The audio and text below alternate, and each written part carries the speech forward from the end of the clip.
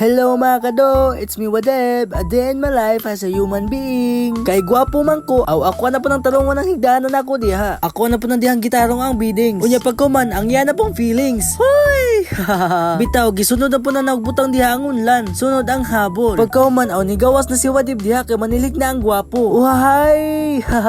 Grabe si Wadeb manilig diha kay abog-abog mag-agi. Syempre, giabog-abog ng Wadeb diha pagsilhig. Kay aron ka nang usa diha, kanang katanaw diha ba? Kay aron ma-appreciate niya ang akong gugmang gaabog-abog. Hoy!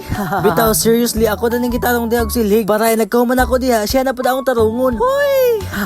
Pagkahuman ako silhig, nga to na po ko sa tabay. Para sa iyang kasing-kasing ra ko magtambay. Hoy! Bitaw, naligo na si Wadeb diha. Kay mo nagialimutan na ang iyang kagwapo. Uhay! Lugod gamay. Dalikdik dako. Uhay!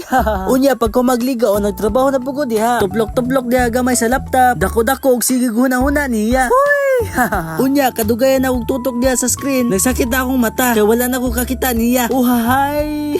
Unya, nagprint na po na si Wadeb diha og customized Bible. Kaya na po siya tagaan ng Bible. Hey guys, so na-print today ko karon og customized Bible size 22.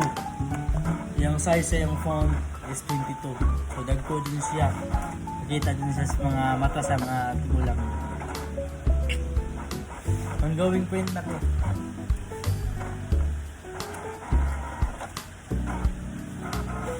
Book of Mark. Book of Mark host.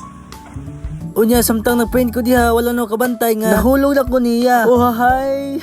Bitaw, wala na ako kabantay nga. Timpaniuto na dahil sumauto niya to na ako sa kusina kay maniuto na ko. Unya, pagkuman, nagkuhan ako sa binding machine para ako ng gamong libro. Ang akong gibang print kanina. Ug na tay illustration board diha para i-cover sa libro. Ug naa po tay PVC cover para na i-plastic ang atong libro. Ug mao ni siya ang porma. Unya, ako na po nang gibuslutan diha ang PVC. Sunod ang illustration board. Unya, ako na nang giunang butang diha ang PVC. Sunod ang illustration board. Unya, sunod ako na po nang buslutan ni akong gipang print diha.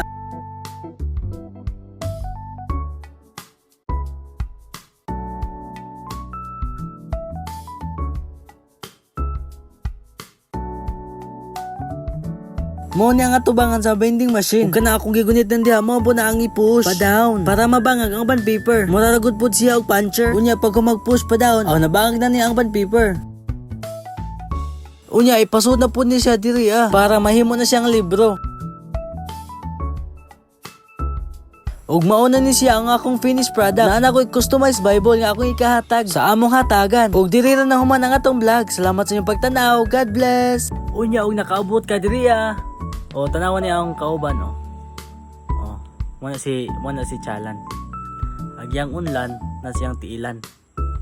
Unya, ang yang na siyang tiilan. Bawo na unsa siya.